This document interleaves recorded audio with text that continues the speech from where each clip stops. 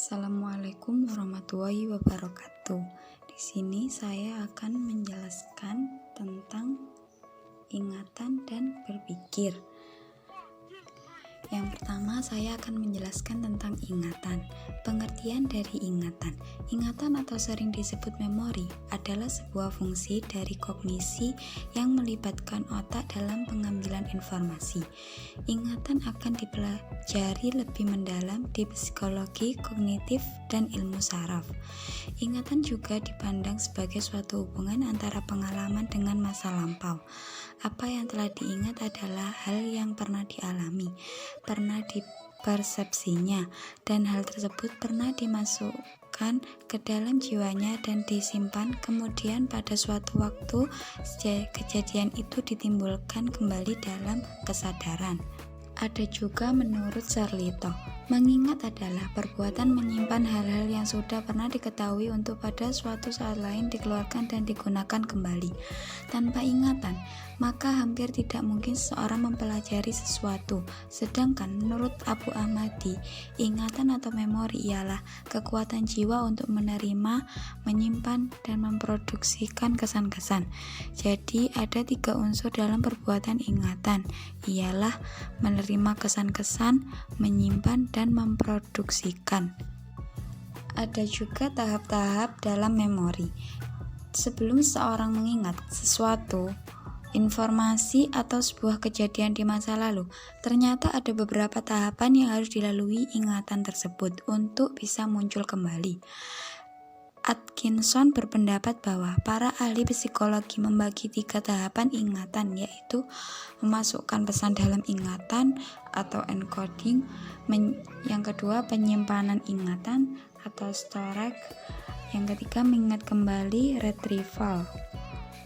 Yang kedua yaitu berpikir. Pengertian berpikir.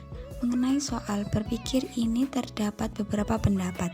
Di antaranya ada yang menganggap sebagai suatu proses asosiasi saja. Pandangan semacam ini dikemukakan oleh kaum asosiasionis. Sedangkan kaum fungsionalis memandang berpikir sebagai suatu proses penguatan hubungan antara stimulus dan respons.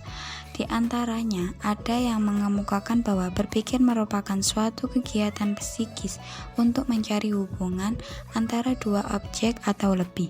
Secara sederhana, berpikir adalah memproses informasi secara mental atau secara kognitif. Definisi yang paling umum dari berpikir adalah berkembangnya ide dan konsep di dalam diri seseorang. Perkembangan ide dan konsep ini berlangsung melalui proses penjalinan hubungan antara bagian-bagian informasi yang tersimpan di dalam diri seseorang yang berupa pengertian-pengertian. Dari gambaran ini dapat dilihat bahwa berpikir pada dasarnya adalah proses psikologis.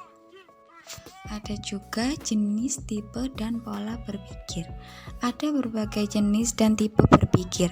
Morgan membagi 2 jenis berpikir, yaitu berpikir autistik dan berpikir langsung. Berpikir autistik atau autistic thinking, yaitu proses berpikir yang sangat pribadi menggunakan simbol-simbol dengan makna yang sangat pribadi. Contohnya mimpi. Berpikir langsung atau directed thinking, yaitu berpikir untuk memecahkan masalah. Yang ketiga dari berpikir yaitu proses berpikir.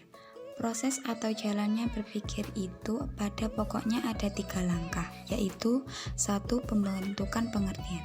Pengertian atau lebih tepatnya disebut pengertian logis. 2. Pembentukan pendapat.